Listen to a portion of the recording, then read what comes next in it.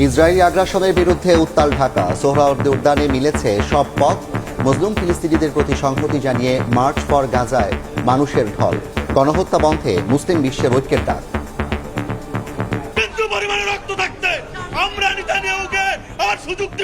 গোটা পৃথিবীকে আমরা আজকে একটি বার্তা দিতে চাই, সেটা হলো ফিলিস্তিনের একা নয়, আমরাও ফিলিস্তিনের সাথে। গণহত্যা বন্ধে আমরা আজ বাংলাদেশে আপামর জনতা বাংলাদেশের রাজপথে নেমে এসেছি। জাতিসংঘ নিশ্চুপ কেন?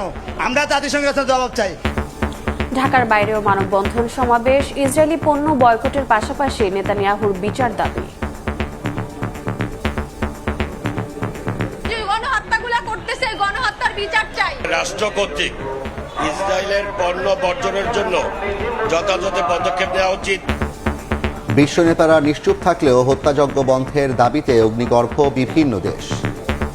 আনন্দ শোভাযাত্রার মোটিফে দুর্বৃত্তের আগুন পুড়ে ছাই ফ্যাসিস্টের মুখাকৃতি ও শান্তির পায়রা। পাহাড়ে বৈশাখী হাওয়া, ঐতিহ্যের উৎসবে প্রাণের উচ্ছ্বাস। এর মধ্যেই দলগুলোর সঙ্গে আলোচনা শেষ করতে চায় ঐকমত্য কমিশন। এ সরকারই করবে প্রয়োজনীয় সংস্কার, বললেন আইন উপদেষ্টা। সময়ক্ষেপণ না করার আহ্বান বিএনপি নেতার।